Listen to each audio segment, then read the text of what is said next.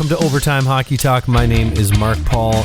Justin Baker, my co-host, and I are talking everything trade rumors and the most latest news in the National Hockey League. It's been a little bit. Justin, I mean, everyone's dying to know, how was your honeymoon in Paris? Oh my gosh, it was great, man. I just can't complain. I'm pretty sure I actually lost weight. I'm not even sure how that happened. Wow, like a ton of walking or what? Yeah, just a crap ton of walking. I mean, I remember one day my wife tried to kill me. She made me walk up like 20 flights of stairs to go to this church that overlooks, it's called Marmont. Okay. Overlooks like the entire city of Paris. You can basically see everything from above this giant hilltop, but getting there's like no way because the streets are so narrow. It's like those old school Italian streets where like you only have like one car length, and so no buses or the metro doesn't go up there. So it was just a ton of walking, and but yeah, food was great. Had a little honeymooning with my wife, so can't complain about that, or at least that's what we were calling it. Yeah, that's great. I something about going to Europe and eating the food. It's just a different game. It's a different ball game over there.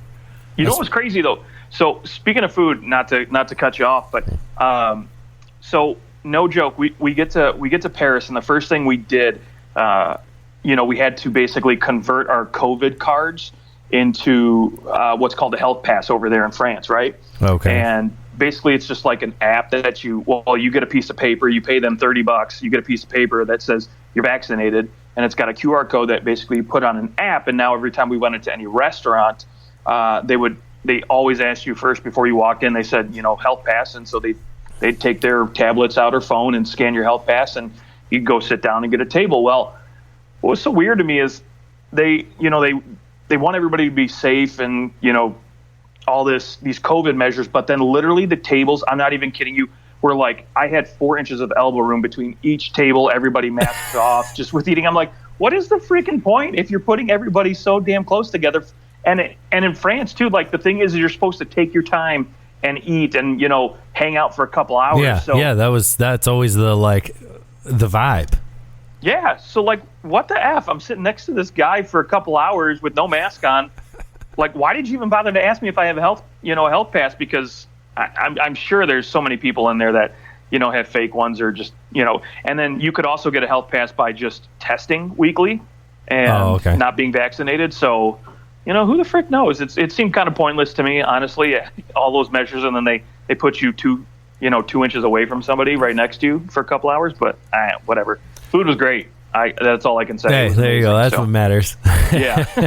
Yeah. If you're gonna travel in these times, you're just gonna deal with the crap. But good. I'm glad the food was still good. That's what mattered. It would have been horrible to go to France and be like, yeah, actually the food was garbage because they, less workers or something. But that's good. I'm glad you guys had a good time. And well, I missed you. My gosh. Well, yeah, I missed you too. But yeah, I feel like that whole Christmas time just flew by. I don't even know. It seems like it was so long ago, but it was like 2 weeks ago. I know, right? But it feels like several months ago. I don't know why. It just kind of clumped together. But it was fun. We had a good time. Lots of family time and, lots of hanging out. Yeah, it was good. Well, in the National Hockey League, there has been, we went quite a bit of time without any games at all. And I mean, there's still some teams that are barely playing at all. And we're still seeing a lot of postponed games. That's kind of starting to come to an end. But now we're to this point where we're rapidly approaching trade deadline. I don't know if they're going to move trade deadline. With the way that several teams have a lot of games to make up, will that make any difference? Like it'll be interesting in terms of, the percentage left on a player's deal. What happens if a player has played, let's just throw out 60 games, but the team that he's coming to has only played 50? Because your salary is broken up into like an 82 game schedule. And, in those time, like that's kind of how it's broken down. So how does that player might potentially somebody who gets traded could play an extra 10 games or an extra 5 or whatever it is. For sure, I think you're going to see maybe a couple guys. Well, with COVID, I guess it's, everyone's going to eventually, seems like, going to test positive at some point and have to take a game or two off. But I would bet that at the end of the season, we're going to see some players who have played 84 games, maybe 85. I wonder if they get extra money for that or what happens. I don't know. Good question. Just a random thought. But there is plenty of going on in terms of the trade rumors. We talk Edmonton Oilers and the Calgary Flames have both fallen from a position seemingly of strength in the Pacific Division, the so-called weak Pacific that was supposed to just be a cakewalk for the Edmonton Oilers and the Vegas Golden Knights. The Vegas Golden Knights have, despite everything working against them, have lived up to what we kind of thought they would be. We thought maybe they would be a little further ahead at this point, actually. But at 23-14-2, they lead the division. Then it's Anaheim, Los Angeles, and my God, the San Jose Sharks, who I don't think that's going to hold. Calgary is 1 point behind with 4 games in hand, so that's a pretty big. The 4 games in hand, you're thinking they're going to get at least probably 2 points out of that. So, but you got to win the games. But Edmonton has fallen out of a playoff spot. They were first place in that division, and not to mention you've got Vancouver, who are 8-1-1 in their last 10, rolling since Bruce Boudreau took over. And, I mean, the only weak team in that division at this point is the Seattle Kraken, who are just god-awful. They're so bad. Yeah, I feel bad for Seattle. They're also going through a whole bunch of injuries and, guys getting out with COVID like most other teams in here. But you're right. I mean, Calgary and Edmonton started so hot, and they've cooled off recently. And so I'm with you, though. I think San Jose is definitely going to be a team I look at to kind of cool down and fall a little bit in the standings, especially with, Edmonton and Calgary still games at hands behind them. And so, Calgary sitting 5th. Really, if you look at the win percentage, they're really second place in that division if you want to go up by percentage of points there. So Calgary's still in a good spot. Just, can they get it together? Because their last 10, they're 3-6-1 and nothing to, in a 3-game losing streak as well. So, is it time to hit the panic button? No, but, trade deadline will be approaching.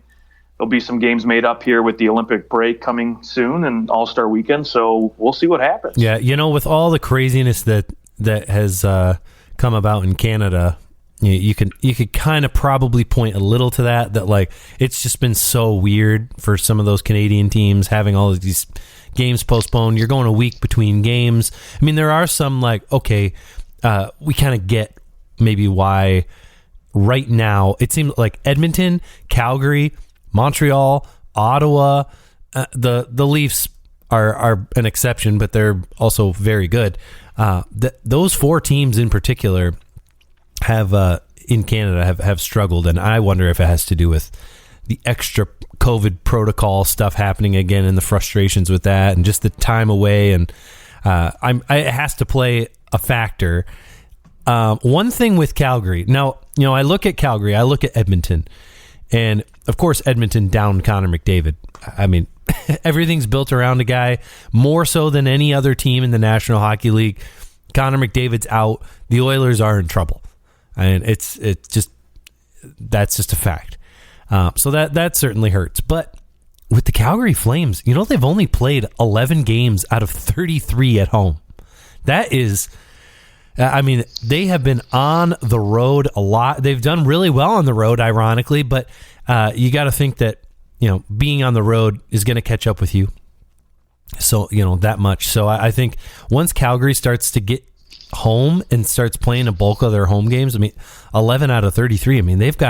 At this point, they've got 31 home games of their last 49 games.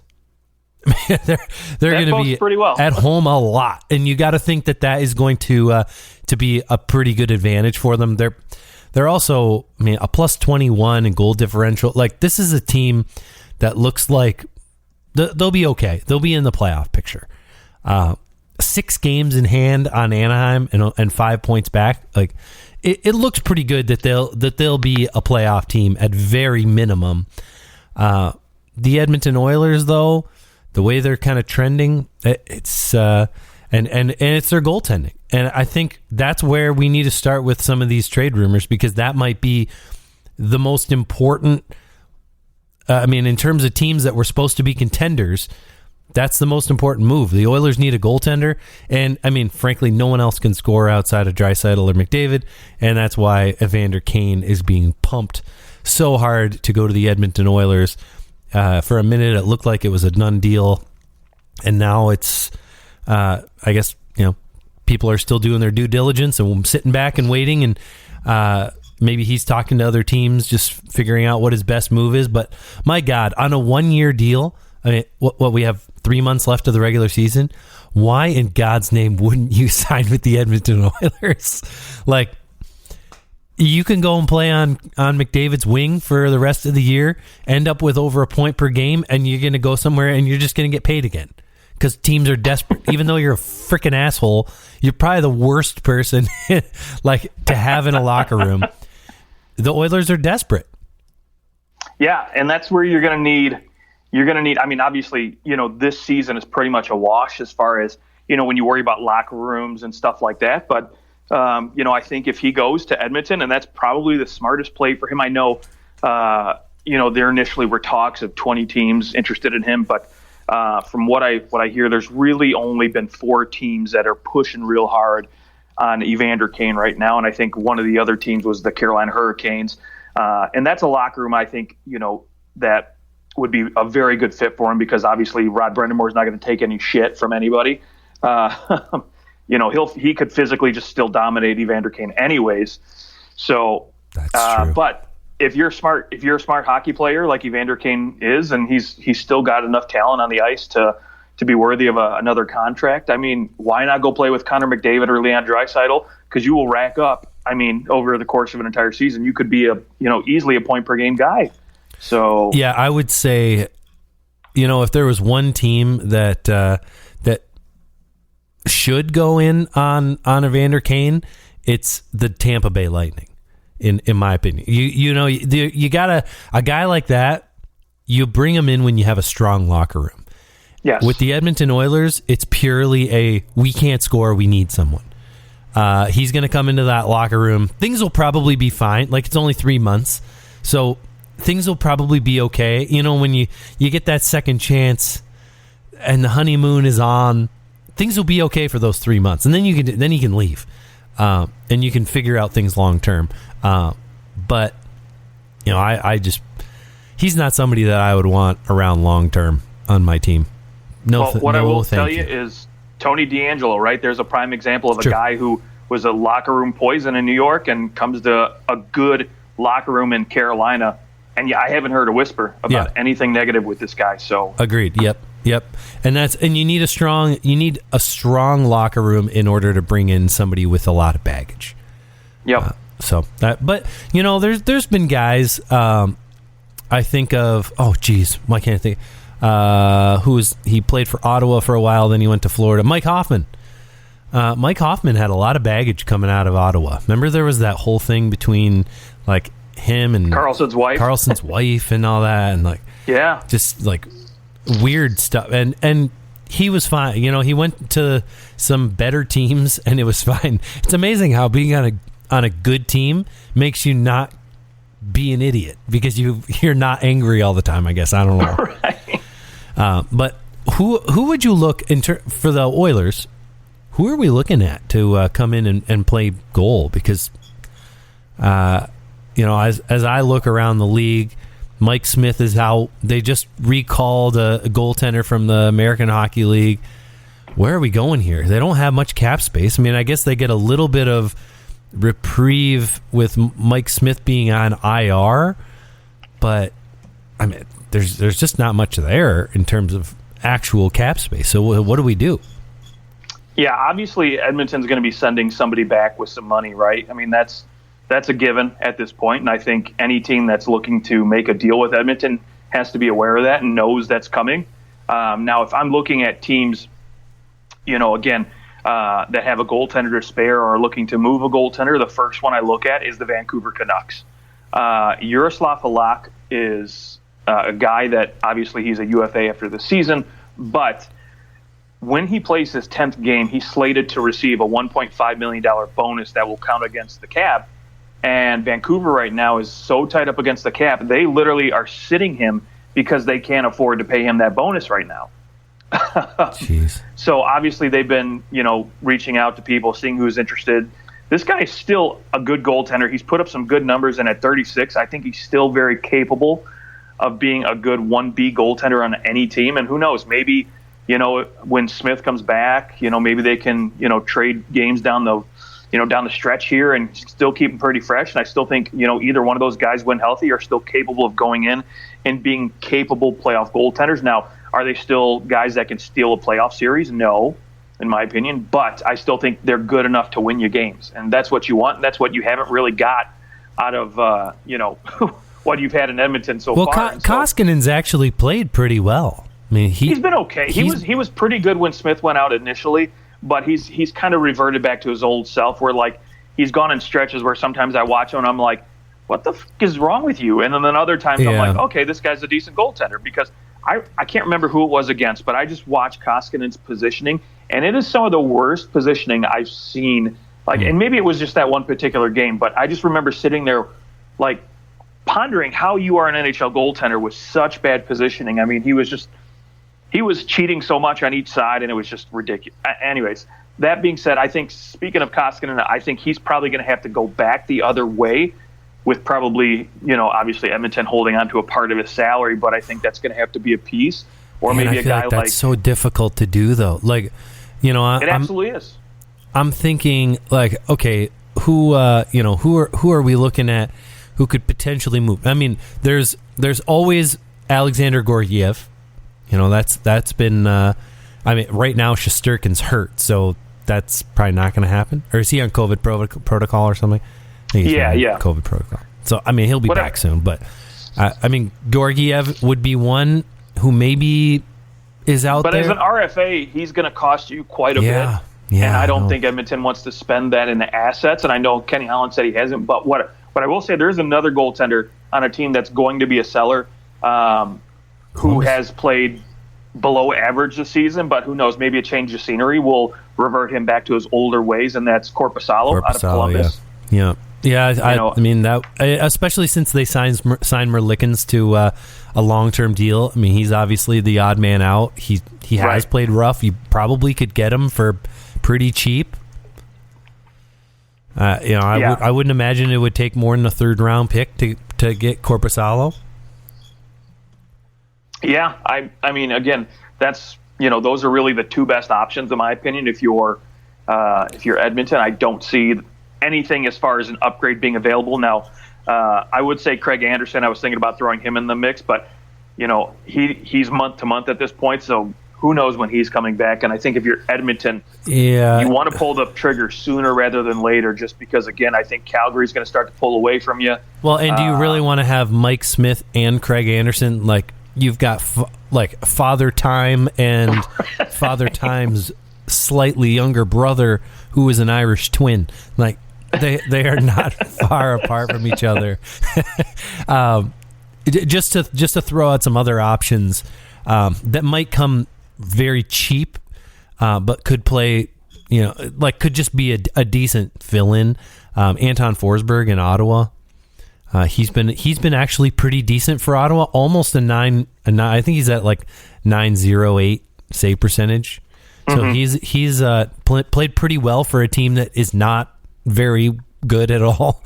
But I think originally we were thinking that, well, maybe the Kings will offload Jonathan Quick with Cal Peterson playing so well, and the Kings probably aren't going to make the playoffs. But shoot, now the Kings are in a position to potentially make the playoffs. That's not going to happen. Right. And the other thing is that even teams that are going to likely miss the playoffs for a third round pick, like for just bare bones assets. I mean, not that a third round pick's nothing, But your chances of a third-round pick turning into an NHL player who makes any impact is what, like 15, 20%. So it's very minimal. Yeah. So the other side of the coin is, well, everyone's getting out with COVID protocol. Like at some point, now I know that once players test positive, now they don't have to test again for 3 months. So once your goalie's tested positive and has been out, at this point, you're basically good for the rest of the season, not playoffs notwithstanding, but if we're talking teams that are sellers, that's not that important. But I'm just thinking, do these teams look at it and go, I mean, we might need that other goalie, even just to like get through and not look like complete garbage. Like we don't want to pull up our fifth string, and injuries happen all the time, and teams are starting to really rely on two goaltenders. That second goalie usually plays between 25, 35 games a season. So I think that it's going to be maybe more difficult to squeeze a goalie away from a team just for bare bones assets. Like maybe those teams hold on to those guys because they want to be assured that they're going to have an NHL caliber roster if their number one goalie goes down with injury or due to COVID.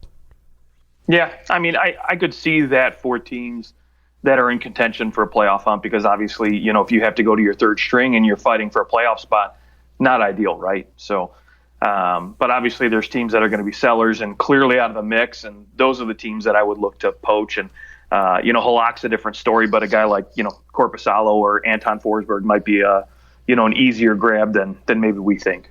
Yeah, what do you think, there's Chris Driedger and Philip Grubauer, 1-2 punch there in Seattle. Everyone expected them to be a pretty good power duo in net there. And Driedger just has not looked good at all. He's only played 9 games this year. Maybe he's somebody that, he's signed, but not for a ridiculous amount, $3.5 million. And if you're willing to give up assets, if Edmonton's willing to deal, they are basically came out and said, we're not giving up not basically, they did. Holland said, at this time, we're not ready to give up our first round pick because we don't think we're in a position to where we're going to win, which is telling. But, maybe if they're willing to take on Koskinen's contract, flip for Driedger, and, you give up a third round pick or something like that, a second round pick. I don't even know if they have they have a second round pick, not a third round pick for this upcoming draft. Obviously they've got some in the future, but I don't know. I haven't heard anything about Driedger, but he seems to me to be somebody that you could offload, and some of these teams that need more cost control, he would be a pretty good option, especially, $3.5 million for a backup goalie is a lot. No, absolutely. I think, that's definitely a little bit of money for a backup goaltender, but I think, this season is kind of a wash for Seattle. I think they didn't expect to do very good. I think they were expecting to be towards the bottom. They're still building, but they've got 2 goaltenders locked up for a couple more years after this. And I think basically what they're going to do is really reevaluate in the offseason. They're not going to get, in my opinion, they're not going to get a ton of, they're not going to get a big return for a guy like Chris Driedger right now, just because, again, I think, he's played okay this year given the team in front of him, but he hasn't played great like he has in Florida the last couple seasons. And since you've got a couple more years left at 3.5, do you want to take a chance on a guy, and get stuck with, paying a backup $3.5 million if it doesn't pan out, next year? So, teams will be a little bit more cautious. And I think, Seattle, again, wants to kind of hold on to the assets they do have right now. I really, honestly, they're going to look to move a lot of UFAs and hold on to the guys they have signed, really, in my opinion. And so, Mark Giordano, again, is a name that's definitely going to be moved. Carl Jankrok, those guys will be on their way out, but I think goaltending is going to be there to stay. Yeah, Mark Giordano is probably the biggest defenseman who potentially could get moved. Him and John Klingberg has been out there because, of course, the news came out about a week ago that he had requested a trade, even though he went back and he said, well, that's not really true. I didn't really request a trade. He basically said, if you're not going to sign me to an extension, then I would like to move on, which is totally fair. I mean, that is definitely a very different thing than going, I want to be traded. Right. Which so it got, it got reported. I think it was Dave Penora. Yeah, he reported that he asked for a trade. Now, not wrong, but also missing some context. So, John Klingberg wants to stay in Dallas. Do they want to sign him for 8 years? Like eight times 8? I don't know, because he's kind of taken a big step backwards. And it can be debated whether or not that's Rick Bowness, his head coach, which basically since he became the head coach, John Klingberg has dropped off considerably. So it makes sense that it is the coaching style of the game that they're playing, and it's not unleashing Klingberg the way that he was when he was playing with Heiskanen more, and that tends to help too. A little bit, yeah. Now, Klingberg to me is a guy who and unless Dallas completely falls off the map, they're going to hang on to him. Obviously, I think they're still in the thick of it. They're still in the mix, and they're going to be fighting for a playoff. Yeah, I mean, 6 points back. Yeah, I mean, so if you look at the wild card, they got some games at hand, but I still think they're only what certainly they are in it. Yeah, and they've been. I think we could all agree that they've probably played at a lower level than what we expected. I mean, 4-10-1 on the road is just horrible. They've also had some really unlucky stuff happen, like those 2 games in a row where they blew the lead and then lost before they got to overtime both times. And Bonus was, of course, going ham on the bench. I think he got fined $25 grand. Yeah, that's good. It's a good $25,000 temper tantrum. I'm trying to think of a time in my life when I would have paid $25,000 to go off. I can't think of one time where something made me so mad that I would give $25,000 to smash a stick. Yep. No. Okay. Well, Mark Giordano, where do you think he's going? Because he's definitely going. I think he's definitely going, right? Oh, without a doubt. Right. I think when you look at defensemen on the block, really the big name is Jacob Chychrun, and then I think it is Mark Giordano after that. When you look at defensemen, right? Very different teams are going to be probably going after Chychrun. That would be going after Giordano because Chychrun obviously signed to a long-term deal. He's young. He's going to cost a bunch. He'll probably, it won't cost as much as what Erik Karlsson fetched for the Ottawa Senators, but my expectation would be that it would be something similar, like 2 first-round picks and plus. Sure. Yeah, and plus. I mean, he is a good prospect. He's a quality defenseman. I mean, he's really come into his own this year. But for Gio, obviously, he's a rental situation. And to me, I look at one team that seems to be in the mix of every superstar player or every big name player that's on the block at every trade deadline, and that's the Boston Bruins, right? I think he's going to be a good fit in a team like that because he can provide top 4 minutes. He can move the puck still very, very well. Obviously, they brought in Tuukka Rask finally for a $1 million 1-year deal. So maybe is this kind of like a last hurrah, a last push? Because when you look at this team, man, I mean, Patrice Bergeron's going to be a free agent after this year. Brad Marchand obviously still signed, but he's got to slow down at some point. I mean, I don't think anybody's looking at Bergeron thinking he's going to go anywhere else. No, I don't think so either. But again, do you make a push now at this point with him being 36 years of age to say, hey, let's go after one more? I mean, you're right. That it would make probably the most sense for the Bruins in terms of teams that are up near the top. What a top 4 defenseman who can play big minutes on a power play and can really bring something offensively to your team, which is something that they're struggling with. And I don't think that it's been said enough how, well, there are a lot of talk about their forwards being the problem.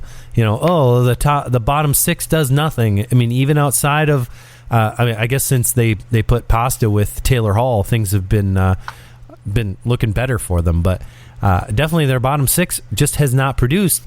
But is a lot of that because they don't have the defensemen who are moving the puck properly up to those I'll say lower caliber players. Of course, McAvoy is a world beater. I mean, McAvoy is a top 10 defenseman in the NHL, but once you get outside of him, you have a lot of average defensemen. Like Matt Grzelcyk, he's a good player. He's fine. Mike Riley, he's fine. John Moore, fine. Brandon Carlo, he's pretty good. But there's no one else on there that is really blowing you away offensively. Like Brandon Carlo has 6 points in 31 games. There's no one that is going and is going to make you stop. That Giordano type of player where maybe with a reset with a really good team, Giordano could be close to a point per game defenseman again, playing with the right guys. Yeah. Once again, I mean, Grzelcyk 2 goals in 33 games. Like there's no one back there that's scoring goals for the Bruins from the defensive side, and that hurts. Yep. Yeah, we've talked about it numerous times, and offense starts from the back end, right? Because if you can't move the puck out of your zone, if you can't make that first pass, that stretch pass to really jumpstart the offense, it's hard to transition in today's NHL. And especially when you're in an Eastern Conference where you have so many teams that are just so dynamic offensively, and you're trying to win these 2-1 games. I mean, yes, they definitely have a guy like Pasternak who can take over offensively and really drive a lot of offense, and same with Brad Marchand. But, again, you still need that for your bottom six. You still need other guys who can help provide a little spark on offense. And then not only that, too, but you can look at him to say this would be a perfect fit on our second power play unit. So, again, you have other options, and you don't have to rely on, your top 5 guys on, up front in the forward position and Charlie McAvoy every single time. So, to me, Boston's a really, really good fit as far as Giordano's concerned. And the other team that maybe I could look at and say, okay, he could probably fit in here pretty well, would be the Carolina Hurricanes. Again, I've heard their name in the mix for a guy like Jacob Chikrin, but, again, I think they have a bevy of riches when it comes to defense, so I just don't want to see that. But I know. I feel like we're always talking about them trading away a defenseman, but they did they did lose Dougie Hamilton, and that was the biggest blow. Yeah, but I mean, Tony DeAngelo's worked out pretty well. I mean, my God, his production is insane right now. I mean, he's got 24 points in 26 games, 6 goals. I mean, that's nothing to beat your head out at either. And they've got a young prospect by the name of Ethan Bear that they got from Edmonton, and like not to mention, pretty good move there. Yeah, let's talk about the top 3 guys there, and Brett Pesce, Jacob Slavin, and then Brady Shea, who's been okay, but again, Giordano would help round out. He could slide in the top 4. He could also slide in on your bottom pair there, and because he is up there 36, 37 years of age, you give him a few less minutes a night, and he still can contribute. With your bottom pair and on that second power play unit. Yeah, and you can play him where you want to. You can put him out for offensive zone starts. He's definitely not going to be your deep in the defensive zone late in the game kind of guy anymore. That's just not Giordano. Right. But if you can set him up, put him in the offensive zone, he absolutely can still make that nice pass and make good decisions in the offensive zone. And that's not that Carolina really needs that. Carolina's ridiculous. They've been phenomenal. I mean, a plus 42 goal differential, by far the tops in the league. They've been fantastic. Who was I going to point to? I just had something up, and one side note for the in terms of some players that are unsigned and maybe are about to raise their stock a little bit and be ready just in time for the playoff push. Devin Dubnick and Eric Stahl both are likely going to be on Canada's Olympic team. And Eric Stahl just signed with the Iowa Wild so that he can get ready and prepare for his role on the Olympic team. And Devin Dubnick's been playing with the Charlotte Checkers. And, I mean, Devin Dubnick to me is somebody who, as a backup, could definitely probably go in and do something for a team. Maybe the Edmonton Oilers. Go back to Edmonton and get a little... if there's still injuries going on there after the Olympics, if they still haven't solved their problems, maybe Dubnick's interested in going there. He's from Calgary, so it's not too far from where his family's from. I mean, that would be a fun homecoming. But Eric Stahl in particular, who I think still has something to offer. He played really well for Montreal in the playoffs, and when he played. I think Eric Stahl potentially could show off some of his talent in the Olympics and sign with the team when he comes back. Why not? If a guy's been playing all Olympics and he does pretty well, you're definitely going to sign him to a league min to bring him in and see if you can draw, even if it's on your fourth line. I mean, having somebody like that in your locker room, you're not going to complain. He did have 8 points in 21 playoff games last year, which is solid. For a fourth line guy. And Bobby Ryan's out there too.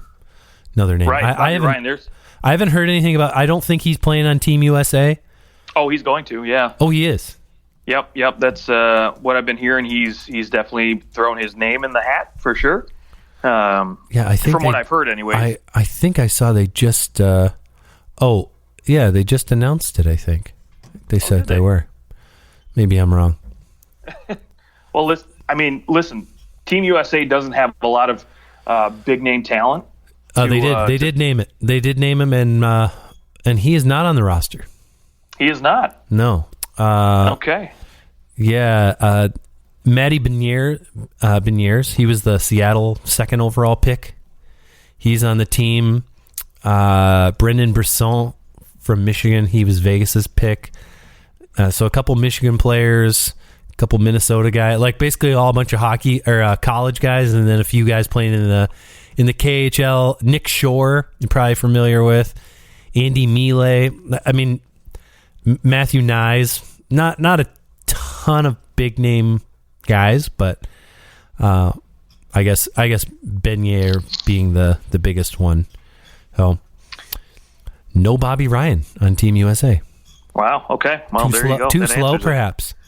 Because it is on the big ice, right?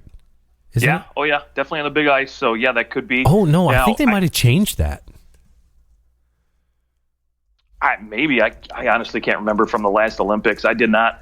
I mean, I'll be honest with you. I did not watch much of it. No, the last one was bad. Oh, gosh. Yeah, that was rough to watch. I mean, but what I will say is I'm interested in, like, a lot of these college kids, right? Especially with Michigan. They're ranked number 3 in the country right now. And they're looking to push for a national championship with guys like Owen Powers, Matty Beniers, all this top talent on Michigan's team.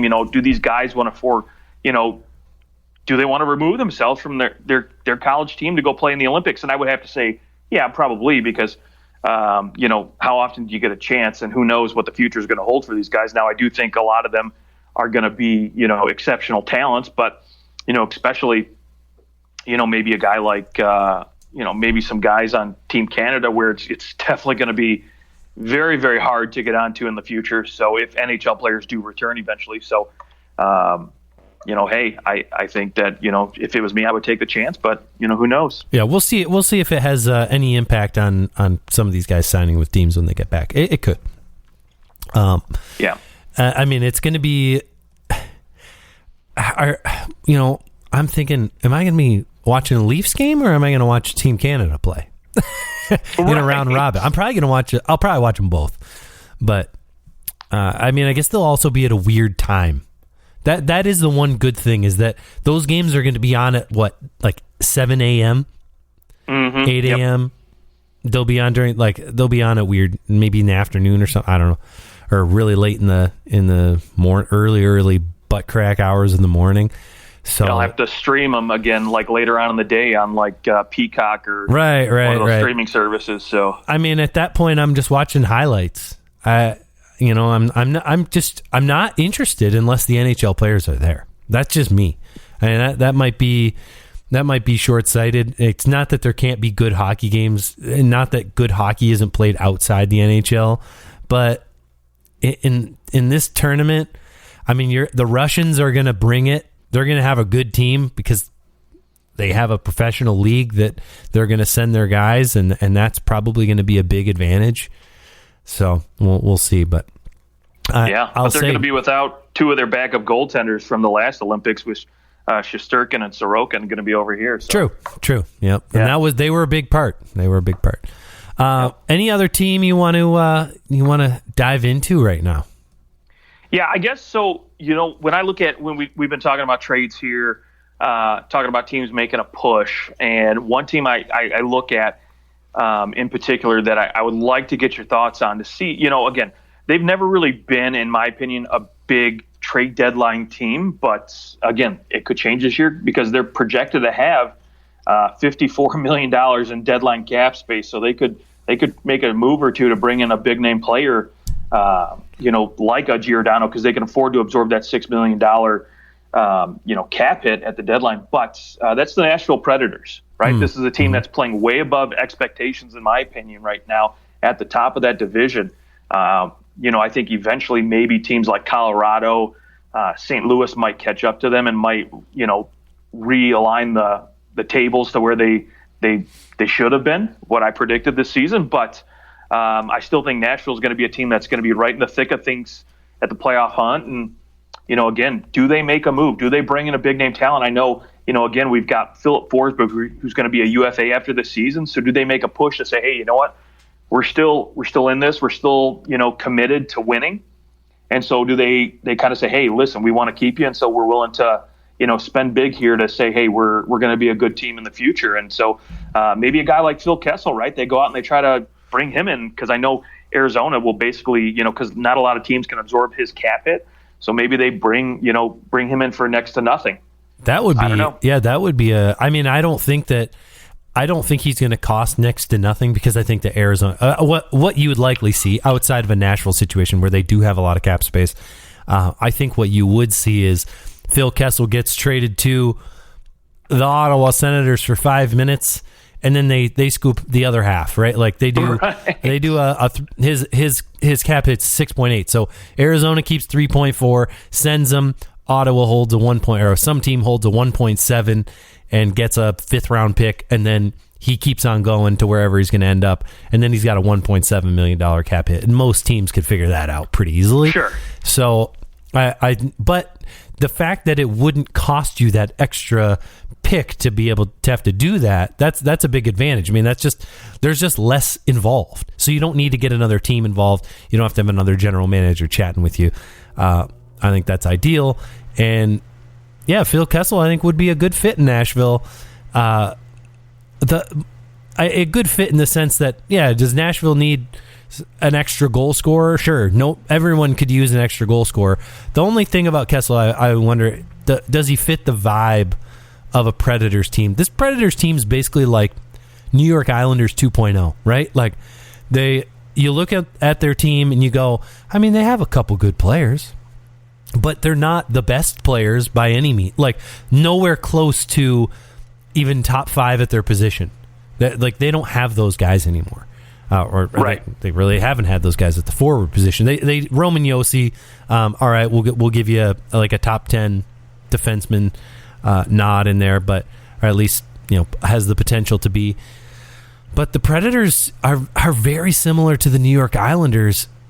That they just kind of do it as a collective. They work their asses off, and they've been winning games, and they're getting great goaltending, and they have a great system. John Hines has put together a team that can forecheck well, just like he had in New Jersey when things were going well in New Jersey. They were a team that was relentless, and he's done that in Nashville. And so I don't know if Phil Kessel fits the vibe for that. I think that you probably need to go out and find players that are a little more gritty, a little more not gritty in like, they're not going to score goals, they're just going to play defense. But you need guys who are that quote unquote hardworking type of player. And I just don't know if Phil Kessel is that. No, I get it. I absolutely get it. And maybe you stay in Arizona, and now you look, down the center's position, and you say, Travis Boyd, right? Why don't you come over? I think he could be a guy that would definitely grind, be a good fit there. I'm thinking like Chris Tierney in Ottawa. He's a UFA at the end of the year, and I really like the way that he plays. I mean, he hasn't had the greatest year this year, but he can play center, and that's big. He can win you face-offs. I know Connor Brown's got an extra year in his deal, but Connor Brown would look good in a Nashville uniform. I love Connor Brown. I always loved him. On the Leafs, he was fantastic. He just priced himself out because he played way better than than people thought he would, and Ottawa was willing to sign him to a big deal. But 17 points in 25 games. Connor Brown could fetch a nice deal for the Senators, and I don't think he's going to be in a position to really be good when the Senators get good. Like, he's the kind of guy who maybe has another 2 or 3 years left of decent production.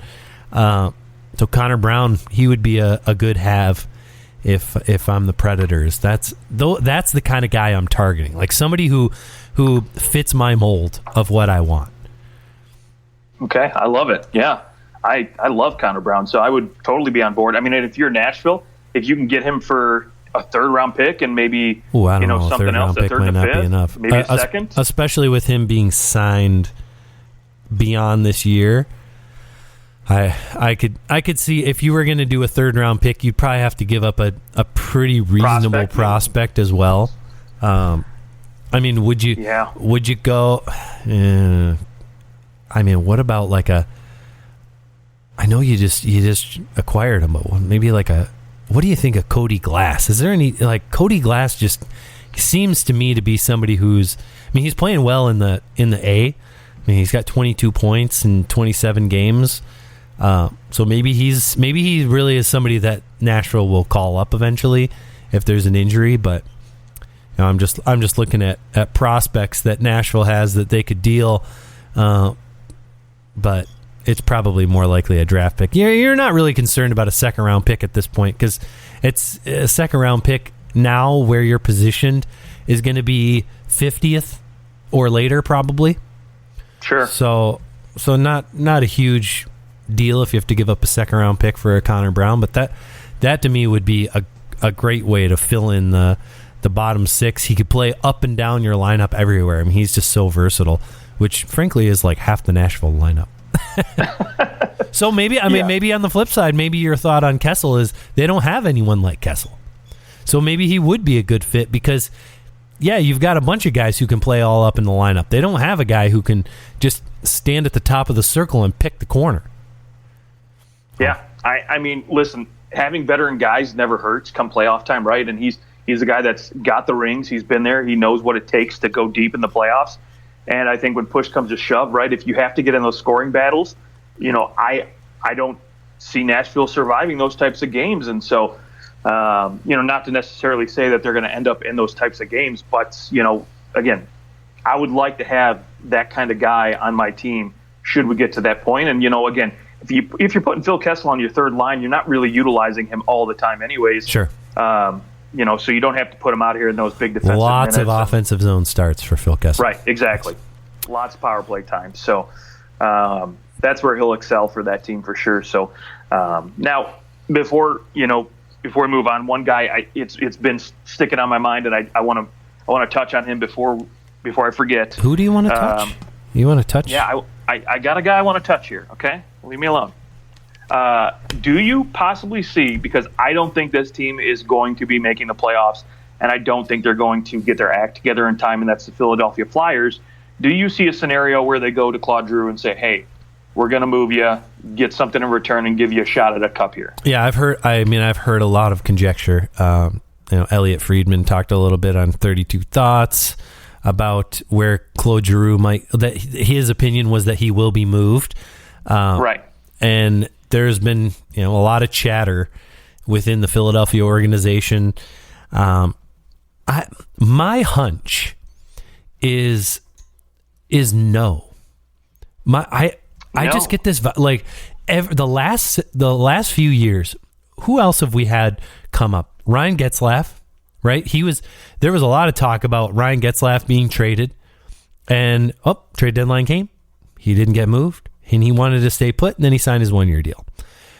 You had, how many times was Joe Thornton a free agent, and everybody talked about him getting dealt at the deadline, and he wasn't dealt at the deadline.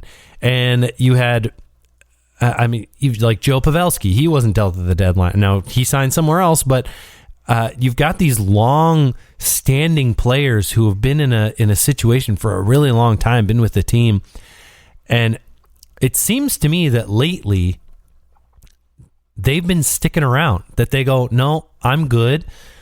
Don't trade me. And we'll just figure it out in the off season and sign either. I don't think that Giroux is going to sign a 1-year deal. I think he's still productive enough. He will be 35. When's he born? January 12th. So, he just turned 34. So he's only 34. He could sign a 2-year deal or maybe even a 3-year deal. But my guess is that he'd want at least a 2-year deal in a new deal. He's still basically a point per game player. He's going to score 25 goals. He's going to end up with over 60 points again. I don't know why, if he's willing to stay in Philadelphia, why you wouldn't want to keep him in Philadelphia. Because he's just been there his whole entire career, and that just seems to be what players want to do, especially during all this craziness, right? Like, who wants to go and move during COVID? Like, if you can avoid it, to just say, no, like, I'm comfortable here. I've literally been here for 16 years. Why not stay? So I'm of the opinion that he's going to just say, I want to stay put. I want to help. I want to be a part of the solution. I think we're closer than we think. Okay. So here's my thought, and it's a pretty wild one, and it's one that we don't see, and one I'm just hoping that finally plays out at some point in my life. We see these guys, big deals, big name players. They're becoming UFAs, and they, obviously are on terrible teams, but they hang around, right? Because they've been there for a while. There's the loyalty factor. I think management and yes, absolutely. But I think management is going to go to Claude Giroux and say, you know what? Please waive your no movement clause. We are at the point where we need a big shakeup. We need to shake this team up tremendously, and we're not planning to re-sign you. We don't want to bring you back. We want you to go somewhere else. We want to start moving pieces. And I think they try to talk him into moving that way, right? They don't come out right and say, we don't want to sign you. But I think Philadelphia wants to try to move on from some of these veteran guys they've had. Obviously they traded Voracek in the offseason, bringing Cam Atkinson. Ristolainen.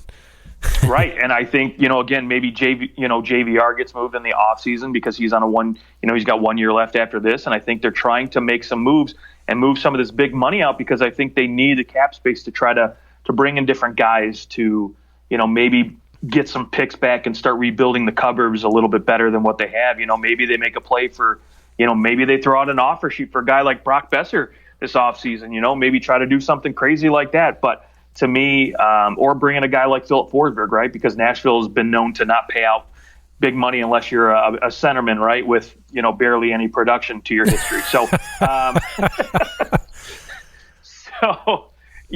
I think right now is the perfect time to, for management Philly to say, hey, Claude Giroux, we'd like you to go somewhere else and take a shot at winning. And I think they, again, with his $8 million cap hit, I think you're going to see a scenario like you mentioned earlier where you have to move him between a couple teams. Yeah. And maybe, in my opinion, I would love to see this happen. I don't think it's going to happen, but I would love to see him end up in a place like Colorado, right? The Avs land a guy like Claude Giroux, put him on the wing, on your second line with Nazem Kadri, and oh my gosh, would that be fun to watch? Yeah, that would be. They do not have any cap space, Colorado. They have no cap space at all. So maybe you send a guy like Nichushkin back the other way, or maybe you convince them to take Eric Johnson, right? I don't know, but that's a long shot too. So again, how about we trade Claude Giroux to the Pittsburgh Penguins? Dude, would that be fun or what? I don't think that you could do that. I don't think he would waive it to go there. Although, I think him him and Crosby are friends.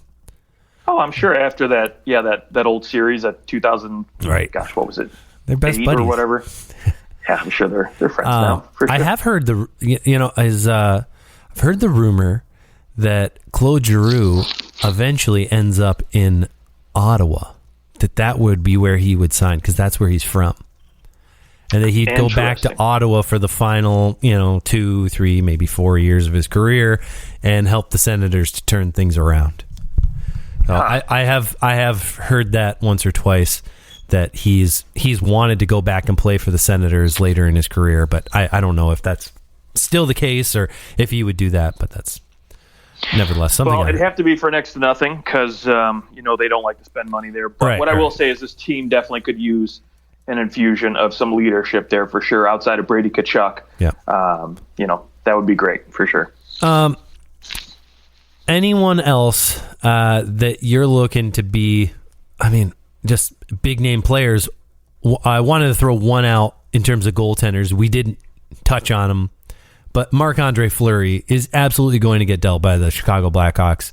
And how the Edmonton Oilers, outside of it's really his contract is going to be the thing that scares people away. He's obviously making $7 million, but you can turn that into 3.5 and then 1.75 pretty quickly.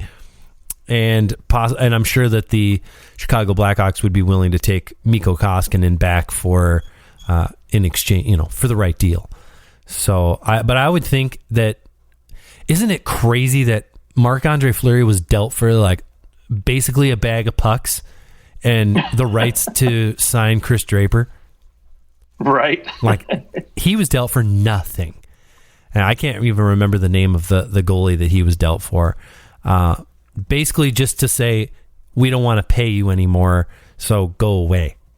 And now, is there a chance that the Chicago Blackhawks get...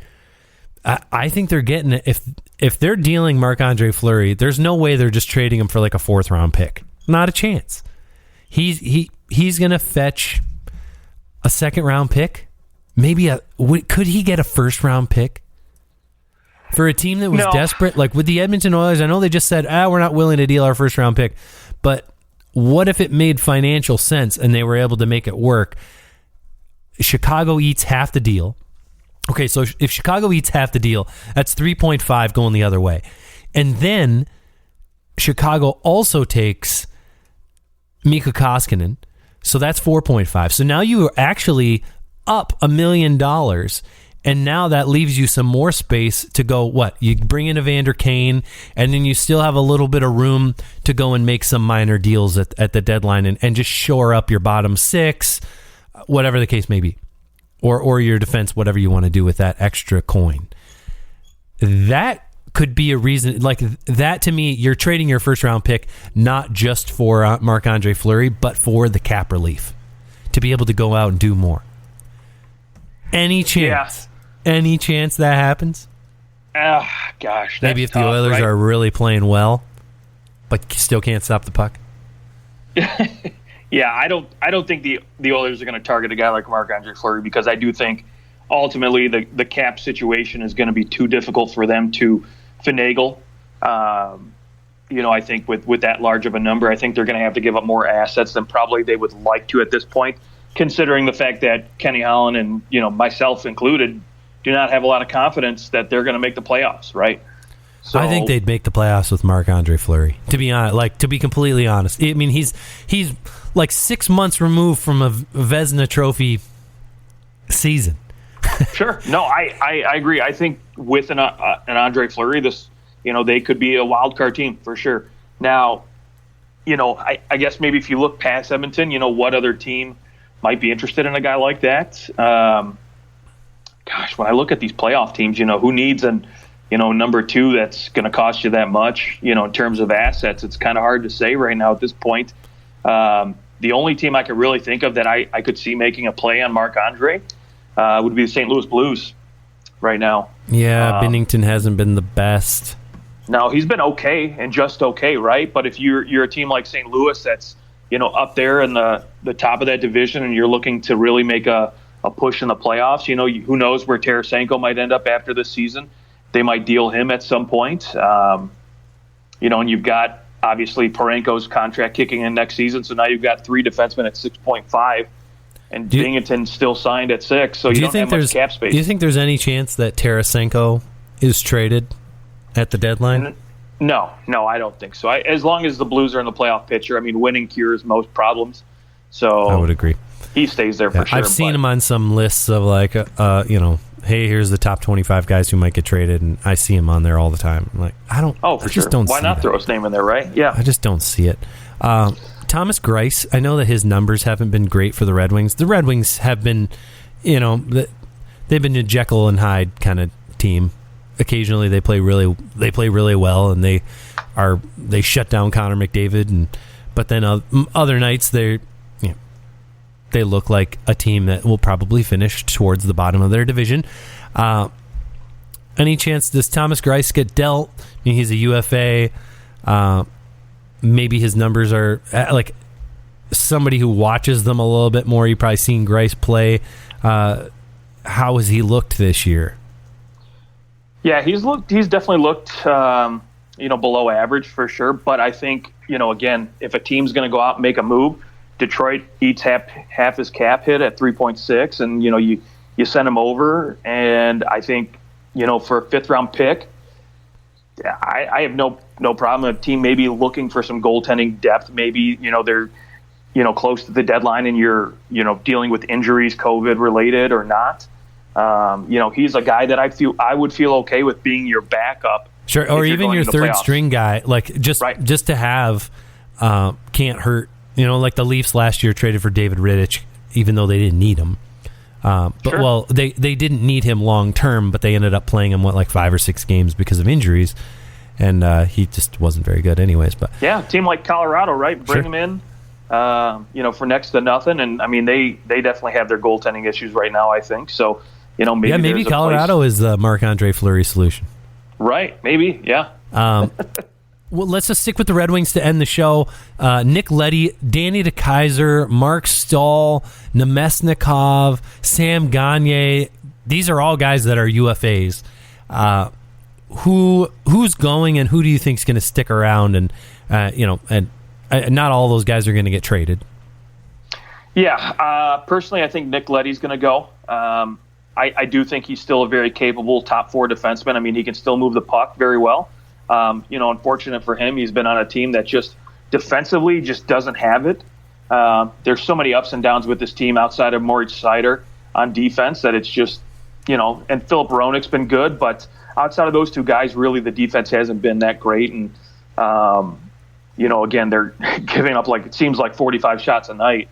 But, I think a team could still use a guy like Nick Leddy. I think there'll be a line of suitors who would love to add his veteran presence, his puck-moving abilities. Granted, he's not a right-handed shooter, but, I don't think that matters. When you're looking for depth on defense, there's always teams willing to do that. Now, Mark Stahl's got a no-movement clause. He definitely would probably waive it. Now, from what I understand, he really likes Detroit. He likes being here. But, again, I think there's so many young players coming up in the system. I think, this is probably his last year with Detroit. Yeah, would you waive it to go to a contender? Probably, if you're Mark Stahl. Now, Nick Leddy, absolutely. Nick Leddy, though, the Red Wings traded a 2nd-round pick and Richard Panik for him in the offseason, right? That's 6 months ago they made that deal. Which 52nd pick in the draft. I have a feeling that the Red Wings are not going to go, they're not going to take any less than that, a 2nd-round pick, and to, basically recoup what they gave up for them. Sure. And say thank you very much for helping us defensively for this first, 75% of the season.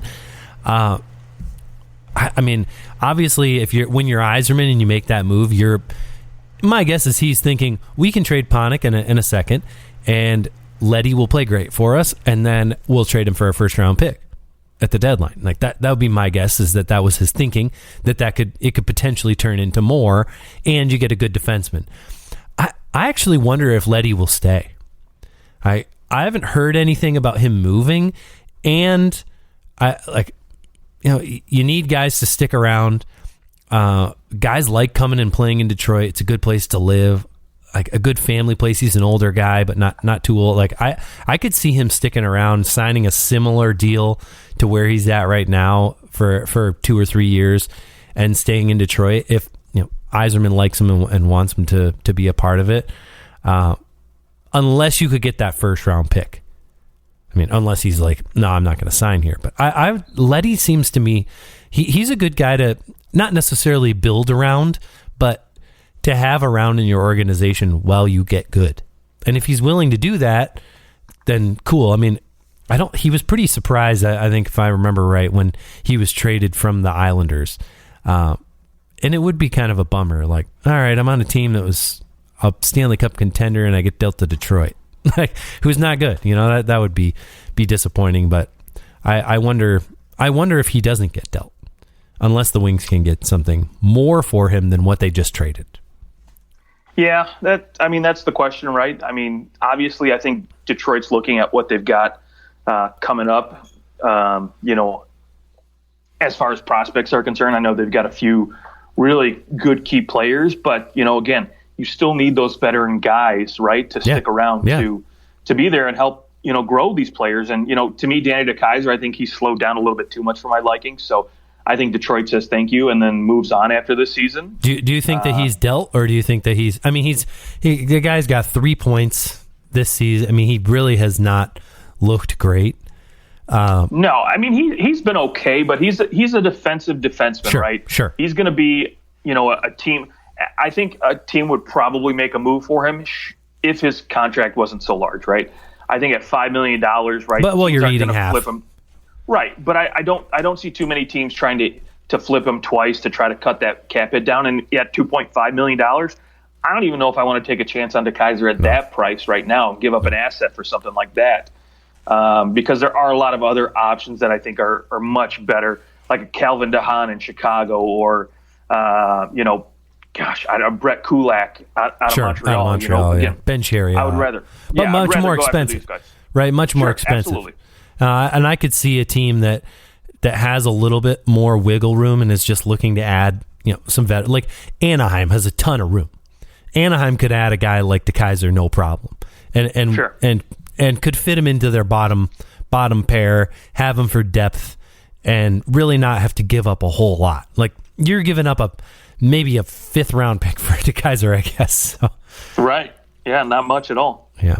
And then Nemesnikov, you think is he somebody that'll get moved? I mean, he's decent depth scoring. He does have his moments where he's got some good hands, uses his body well. And having a decent season, 10 goals. Right, yeah. I think that's going to be a situation. I think the Wings like him and wouldn't mind keeping him around for another year or two, on their bottom 6 for sure. But this is going to be a situation where they just go and say, hey, do you want to get moved?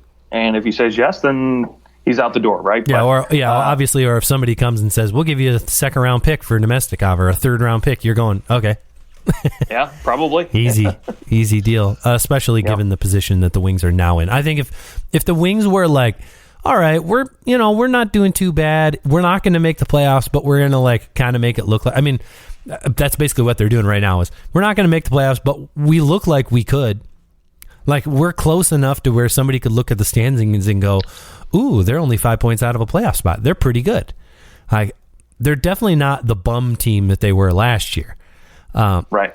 But to me, some of this is a problem because you don't, like, now you kind of know, all right, our younger guys, they're playing well.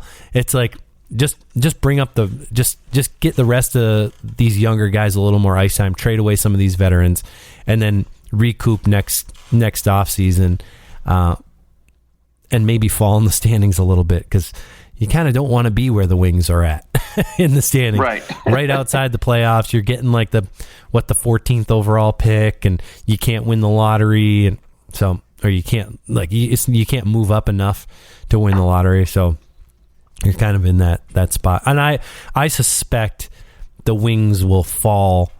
I think that Columbus, Philadelphia, probably New Jersey all jump them. And probably the Islanders will not. I mean, the Islanders have 9 games in hand on the Red Wings. Yeah. Oh, I think that the Red Wings are better than Montreal, Ottawa, and Buffalo. I think that they finish just above there, and maybe above one of these other teams. But I think that they're kind of coming back down to earth, and that will continue to happen. And that's a good thing because their development is still going on. Lucas Raymond's still playing really well. He's just not scoring at the clip that he was early on, and that happens to rookies. Yeah, and if you're Detroit too, I mean, obviously you don't want to get too good too fast, and be mediocre because again, sure, you still want to acquire talent, right? So yeah, exactly. Yeah, and I don't think there's any. That's not going to happen. Right. They're not getting. They're like right where they should be. I think. I think that next year they could be in a position where they're actually sitting in a playoff spot right now, and they're in a battle. Like they are in a battle, but not really. They're kind of in a pseudo position because of how many games they've played more than other teams, and their hot start and whatnot. So, but I think. Yeah, the nice thing is with $37 million to spend too, they could make a big splash. So yeah, I and Detroit is a place where guys will come. So there's some big name players out there that they could scoop, and who knows? Maybe Evgeny Malkin comes to Detroit. No, oh boy, I don't think so. Johnny Gaudreau though. Johnny Gaudreau would be a nice fit in Detroit. Yeah, that would look nice, but I think, obviously Detroit needs a center here, but...